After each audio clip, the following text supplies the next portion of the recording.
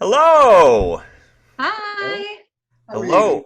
Good. We're out all at the at-home version of our jobs. Look at Isn't this. it great? This is great.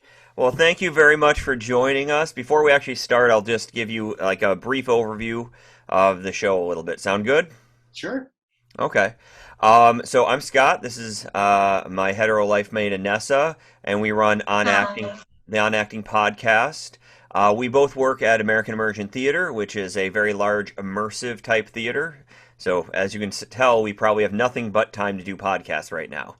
Um, Sure, yeah. we do a lot of thousands of shows every year, and this podcast became something that we did for our actors, and then it kind of just kept building onto that for actors throughout the country, and occasionally we'll even allow Canadians like yourself to talk about it in a just so we can hear what it's like to live in a non-chaotic country for just a moment. Well, it's hard when the downstairs is a little having a big party that That's gets you to true. sleep. All right, so we have lots of questions. We usually do about a half an hour. Does that work for you? Sounds great. All right. Let me just check my schedule. Oh yes, I'm free. Free. Fantastic. Amazing. Fantastic. Well, we're excited. And so we'll just do a lead in real quick and we're ready to go in five, four, three, two.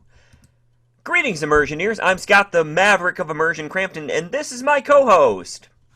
I'm Anessa, experiential theater fairy godmother Johnson. Welcome to On Acting, the American Immersion Theater podcast. On this show, we teach you to be a better actor. But to be a better actor, you have to realize it's not just about acting. It's about It's about interacting. Oh, God interacting. damn it. Not even close. Not even close. It was So so sit back close. and relax as we teach you the American Immersion Theater method. And Anessa, we have a special guest today. We do. Today is actually one of the episodes I've been most excited for. I don't know if I'm allowed to say that. Today we have with us actor, writer, producer. You probably know him from Whose Line Is It Anyway? We have Colin Mochrie. Thank you Yay! so much for joining us. Oh, thank you. I feel bad I don't have a nickname like you guys. You can have plenty of nicknames. Yeah. Yoga Master, Canadian Person. I'm filled with amazing, amazing nicknames here. Amazing. Canadian person really gets to who you Get to the are. heart of who you are. Yeah. Canadian person. That sums up your career, I think, amazingly. There is so much stuff that I want to cover, and I want to jump into perhaps the most inane thing to jump into first. We apparently in America once outsourced a very important job to you, a Canadian. You hosted the press correspondence dinner with the president, and I have never talked to anybody who has hosted the press correspondence dinner with the president. You have an incredible history of amazing things you've done, but to me, that is one of the most fascinating things of anybody I've ever talked to. Could you touch on that real quick? And then I can Nessa will touch have on it, very but no. valid questions after that. It was fairly insane. So they contacted us. This was the year after Stephen Colbert did his, and they actually said to us, "We wanted to go a safer route." No, understandable. Because we don't do the political satire. We're just goofy. So it was Brad Sherwood and I have been touring for 17 years, and we said absolutely. So, they do an investigation into you. We both got cleared, and then we went to the there was a little cocktail party before the thing, and the president was there, and John Voight came up to me, who, you know, I was a big fan, and he went, I just want to say I'm a big fan of Who's Line. I went, oh, well, thank you, Oscar winner, John Voight. I also, and he said, hey, you know what? I'm shooting a National Treasure 2 here. Why don't you just pop by the set and we'll get you on?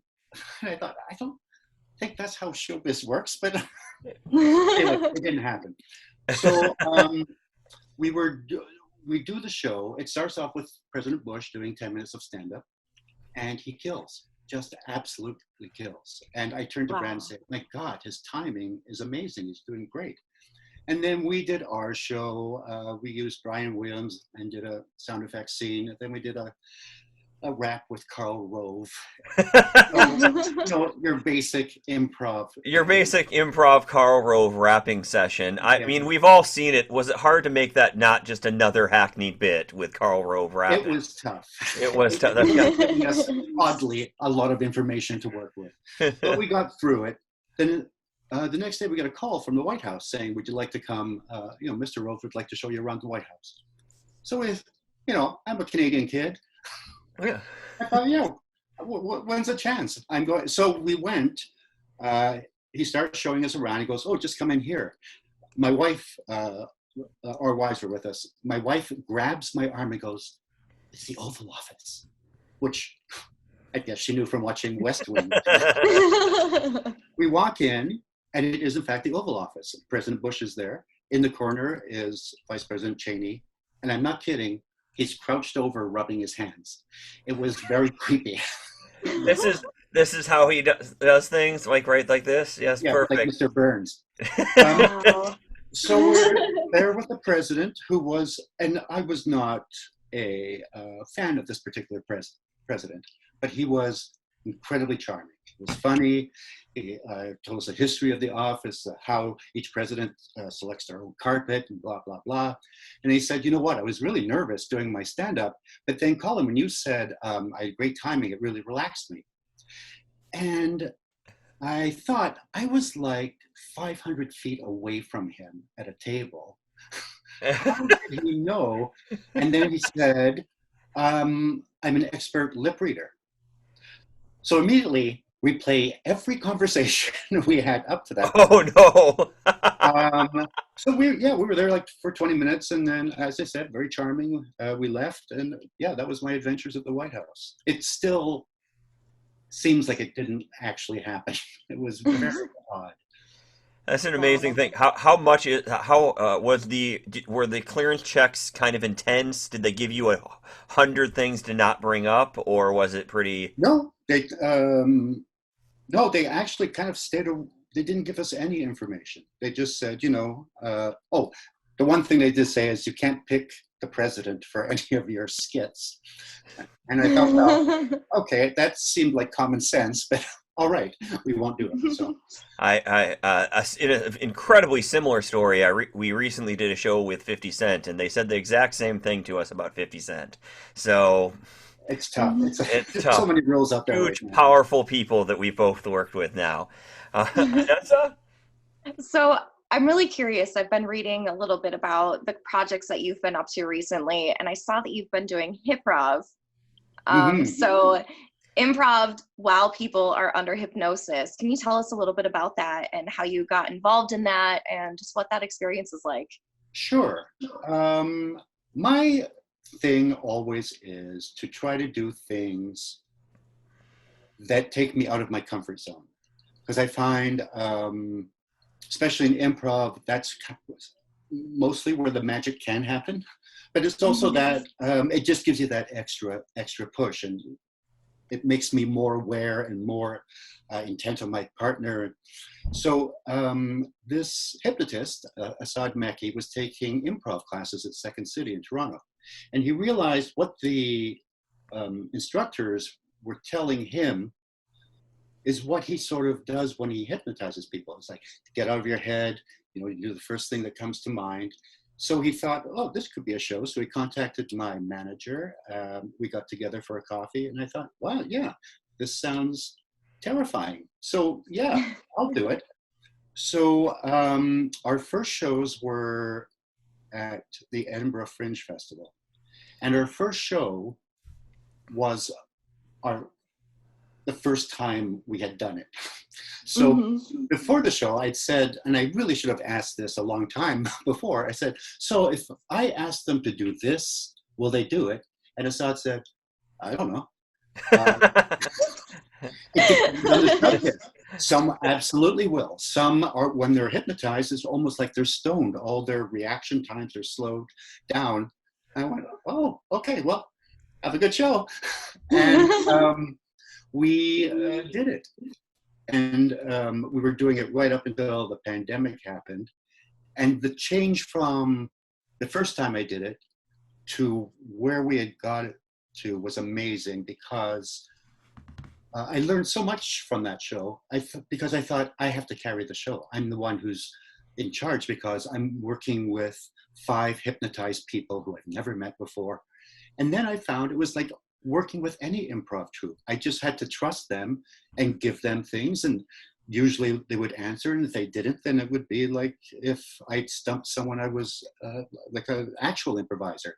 So I learned how important, again, trust in your fellow performers are, even though these are people I have just met during the show and they're under hypnosis. That's so interesting. And I find that fascinating because so many people, myself included, have been really intimidated by improv because you think that you have to have this wealth of knowledge and be super funny just naturally. And if a group of people who are just normal people under hypnosis can pull it off, I mean, that really goes to show if it's something you want to do, you can do it. Yeah, we try to make it look harder so people won't do it, so we can corner the market. The only, people always say, how can you improvise? It's not difficult. It's just we do what we should be doing in real life. You listen to people and you accept their ideas and you try to make them look good on stage. And that's it. And that's when these people are hypnotized, they're pure improvisers because they're just totally reacting to what I say. They're in this whatever situation we've created and they truly believe it. I mean, I find it fascinating. I always talk to them after and say, so what do you remember? And 90% of them remember everything. They say, oh, I was totally aware the entire time, even when, we're all bent over with our eyes closed and it looks like we're asleep. It's just everything you and Assad said sounded like such a great idea that I just went along with it. So it still fascinates me.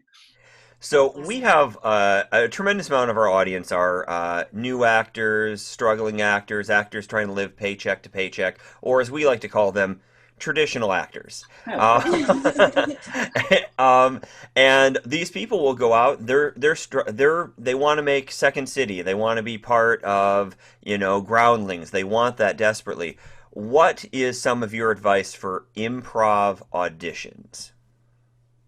Oh. I know you've been auditioning a lot recently for improv stuff. People don't know who you are. You're trying to get your name out there, get your face out there in the improv world. Here's one of my 2 audition stories. The first one I auditioned at Second City, and the woman who auditioned me, I ended up marrying her. Now that's extreme. But that is commitment. That is commitment. Very commitment. If you heard it right here from Colin Mochrie, if you want that audition, you will marry that person. You have to be willing to marry them. That's what I've been doing. My second audition was for Whose Line? And I'm almost loath to tell you because so the first time I auditioned, I was at Second City. They come to see the show. They loved the show. They auditioned the cast the next morning. And because we had worked together as a cast for a while, we did that thing you do in improv. Everyone's supporting each other. Everyone is doing what they're supposed to do. So none of us stood out. So none of us got cast. The next year, I'd moved down to LA with my wife, who had gotten a show produced there, and I auditioned again. But I was auditioning with people I didn't know. So I went kind of, hey, screw you, look at me. And I got it. Now, I can't recommend that as a way. You can't recommend that as much as you recommend marrying the casting director. Marrying is much tougher. It's a lifelong commitment. But I think what I learned was you still have to do the basic improv things where you're listening, you're supporting, but you also need that extra kick to showcase yourself because that's what you're there for. You're there to audition. You're there to make an impression. And that you can do that without overpowering your partner or without taking over a scene. You find your moments.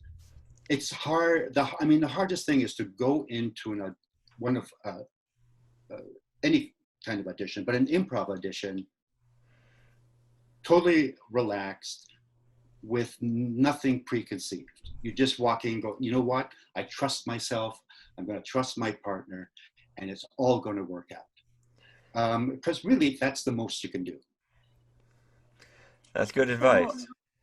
So when people are, we're obviously in a pandemic, and a lot of people are stuck at home right now. They may I'm not sorry, spoilers, necessarily. spoilers. Anessa, Jesus, spoilers. Oh, I know. Yes, I'm sorry. there's a Sorry. yes. Okay, Thought you were spoilers. If you caught haven't, up on this season.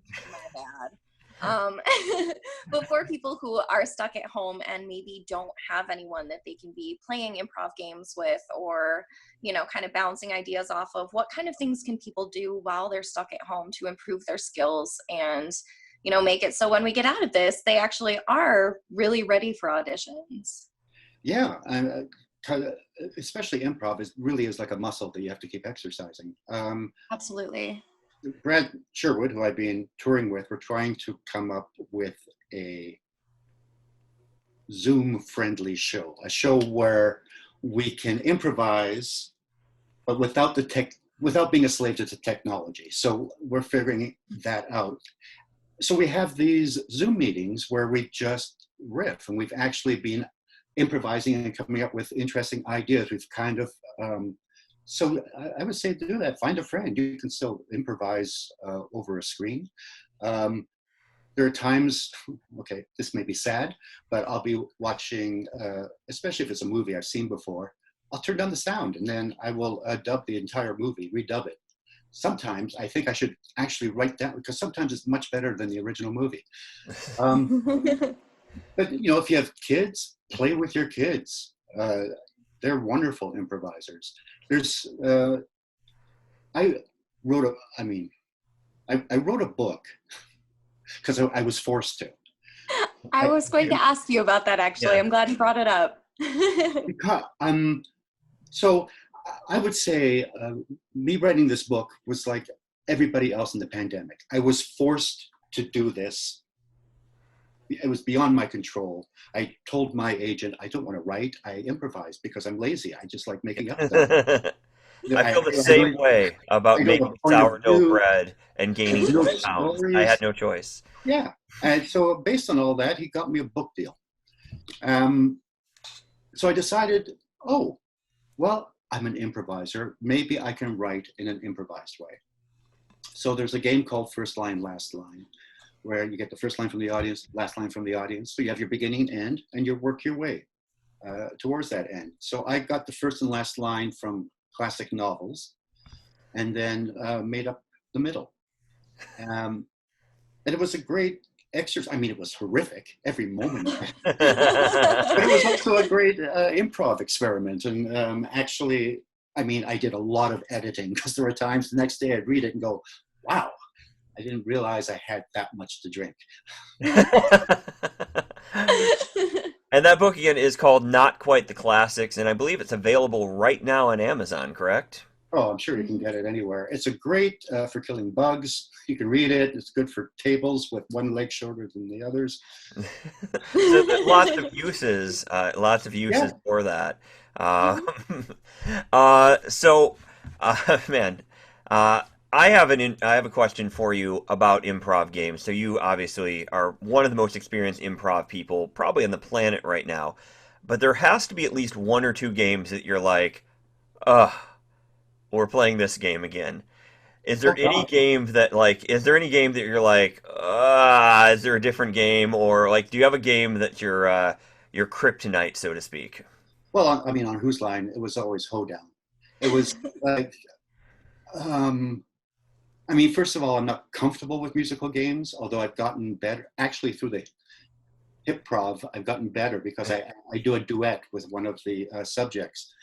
But Hoedown, we've been doing the show for 30 years.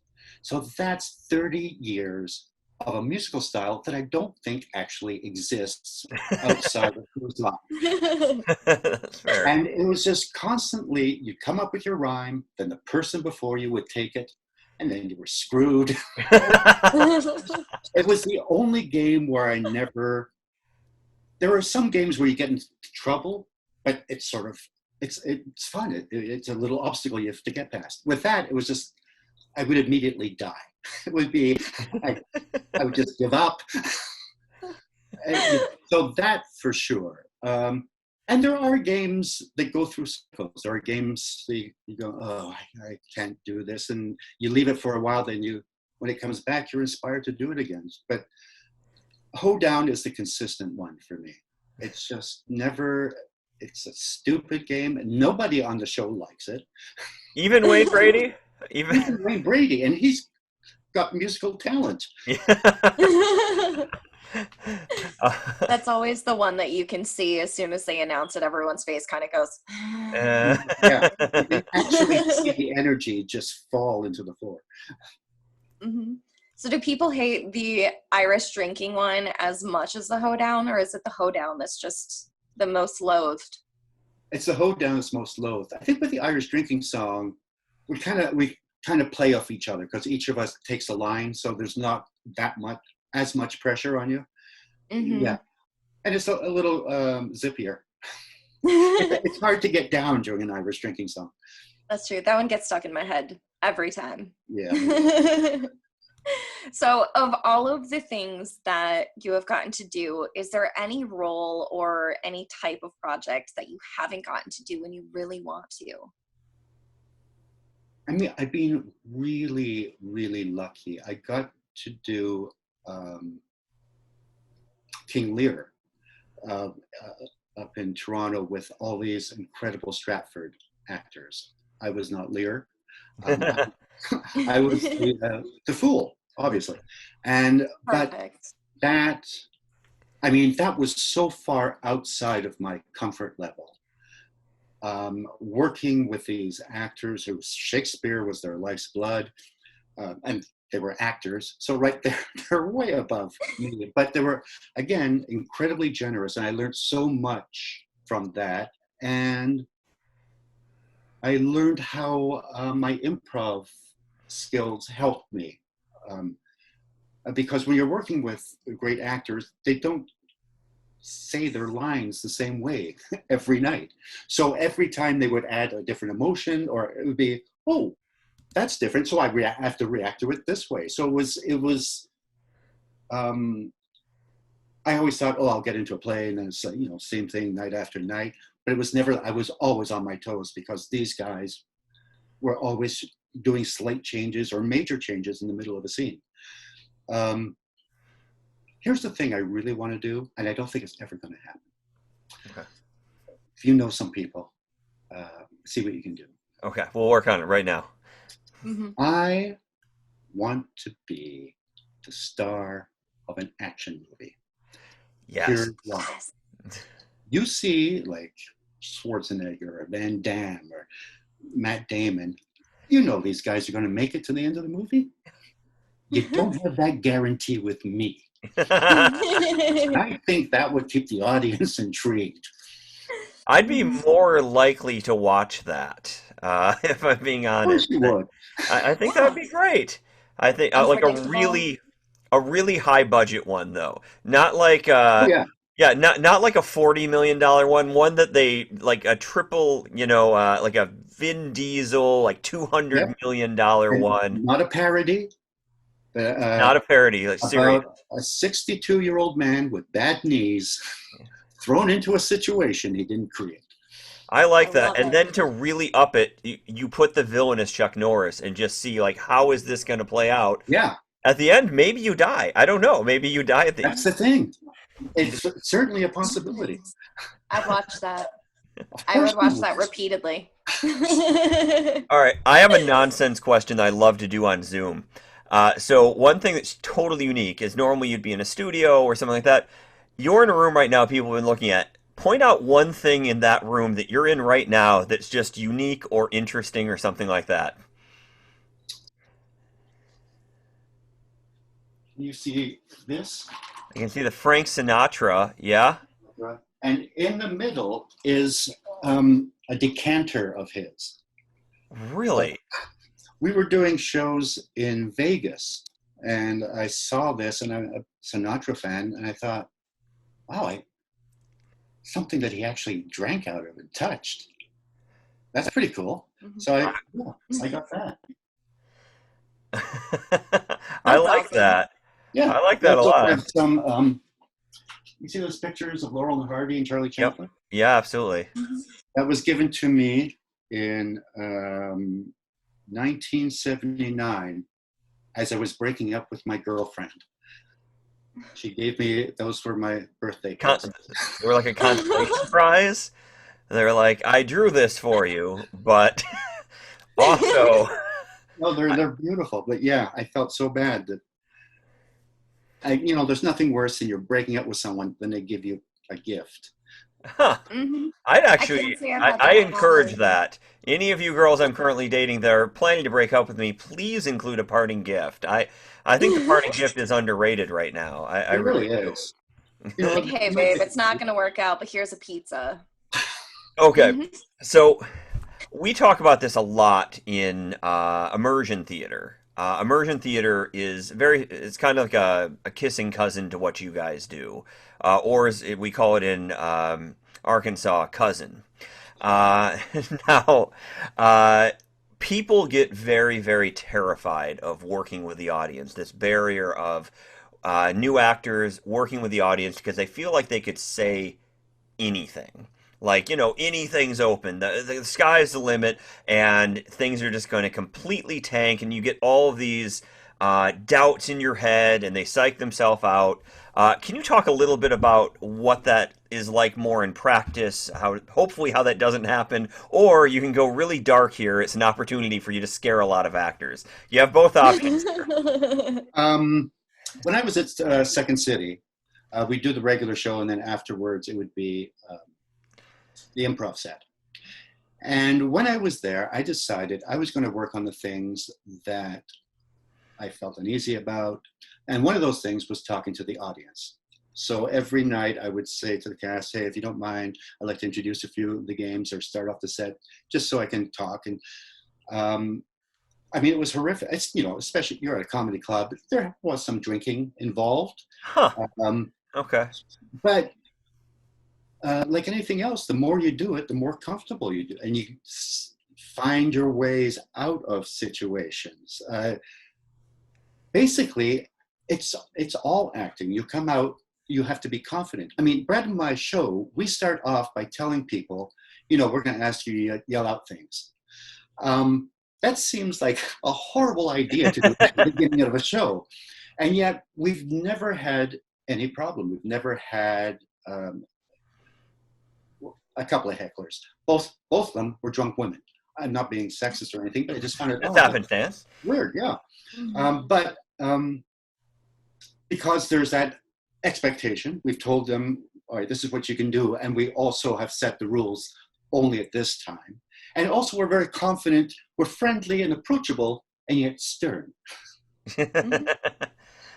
So it really is just getting used to it, finding that it's almost like raising children. You have to find that level between being a parent and being a friend. Um, you want them to be as open as they can because they're an important part of the show.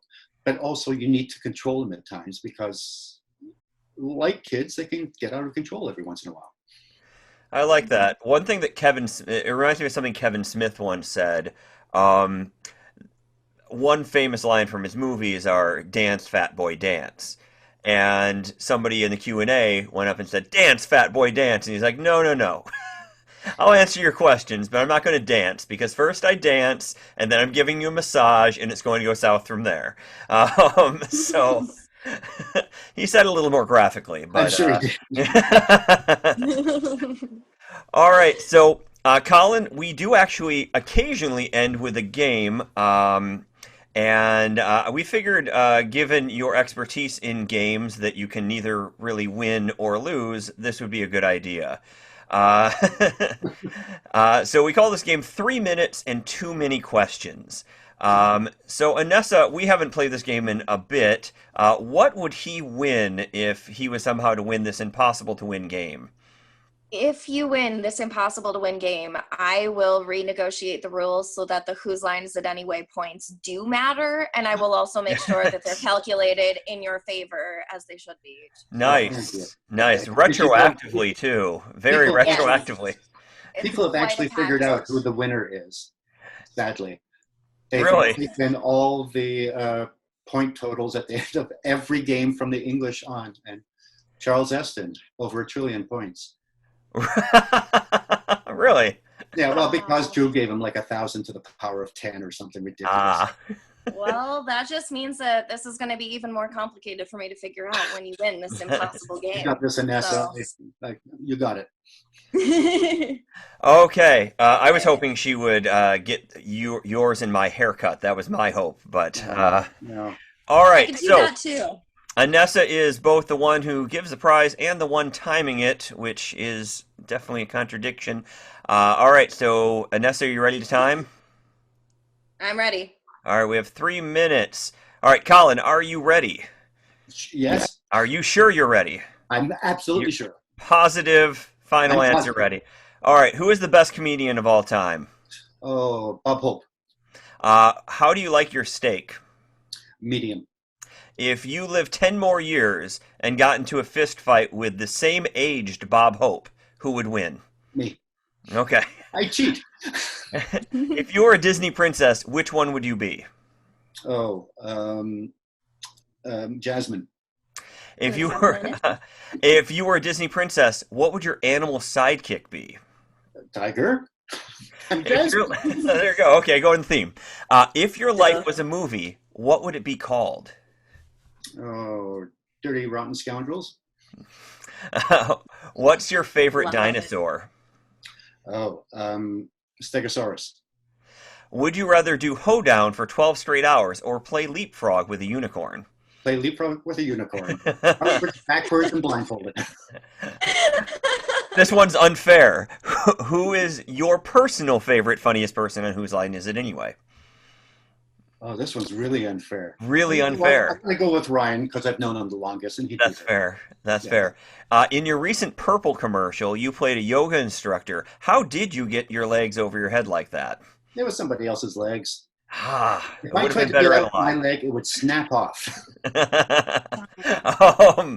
All right. You also Robin? played an old woman, a trucker, and a boss. Which one? Which part are you better at? Old woman, trucker, or boss? I'm an old woman. Okay. I think that's unanimous. Everyone, yeah. If you were to be a popular, well-known supervillain, who would you be? Lex Luthor. We've already discussed what your dream role is. If you were to have an award made up for you that you would exclusively win, what would it be called? Oh, best guy who can never say no. How he was on the show as well. Would you be a pirate or a cowboy, given that those are the only two professions? Pirate. Is walking under a ladder really bad luck? Depends. I'll go no. Assuming your wife doesn't see this, who's funnier, you or your wife? My wife. Okay. What was the Mona Lisa's secret? No pants. Because That's fair. it was like the Zoom. Like, That's why I had you stand up for the Sinatra thing. It was a trick. We're probably almost out of time here, I'm assuming. Sorry. If you were in a horror movie, would you survive? And how soon would you die if you didn't survive? I'd survive to the end because Really? I can find a really good hiding place. I mean, the whole movie wouldn't follow me because I'd find a place and I'd stay there until everything was solved. You've entertained Anessa so much that she is almost out. She is not keeping track of time, I think. It's true. I was gonna say I let it go 20 seconds over because I was just really interested. All right, we had The 48. time is up. We actually had 3 more pages of questions technically if we wanted to. I never would have made it. It's impossible, but it was fun, and we only asked you 2 really impossible questions involving you rating your friends and your wife. You picked the right answer on both, so good job with that. I should be for that. Today, you know what? We don't need to do our normal sponsor. We're just going to give all the press to you today. Do make sure to go see Lovebirds, but also make sure to get Colin Mochrie's book. If you can't spell mockery, it's because he spells it differently than you think of in your head. It's Mochrie, and he has an amazing, amazing new book. Quickly tell them one more time about the book. So It's people 12 can grab short it. stories. Every story starts and ends with a first and last line from a classic novel, like Tale of Two Cities, Cat in a Hat, and then the middle is totally different. Had you read any of these books before? I'd read most of them. See, the bad thing was, the first one I did was the Sherlock Holmes one, and for some reason, smooth. It was amazing. It was, I thought, this writing, no problem. And that was the last. I enjoyed it. And if you need any more persuasion about this book, Richard Simmons had to say about it, I love Colin. I love his voice. I love his lips. I love his eyeballs, his pecs, and the rest of him. I'm going to Paris with him soon. Wow. So I'm personally pretty persuaded. I don't know about you guys. That's the kind of passion I inspire. From Richard Simmons. That's fantastic. That's fantastic. Now, just to clarify, is that the Richard Simmons that said that? That's or just the Richard Simmons. That's fantastic. We did a classic Who's Line sketch together. It's always the one. It's the one people send me all the time. It's the one, if people don't know the show, people say, you have to see the Richard Simmons. That gives you a taste of what the show is. And of course, you can get this on Amazon along with everything else in your life because let's face it, you don't shop anywhere else anymore. No. There's only one store, and it's Amazon, and it does have Colin's book. And we want to thank our guest, Colin Mochrie, everybody. Yes. Thank Yay! you so much. Thank you so much. I am so confused. I haven't done one of these in a minute. That is a wrap. So this is Scott from American Immersion Theater reminding you that theater is a story about others. American Immersion Theater is a story about you. Good Have a night. good night.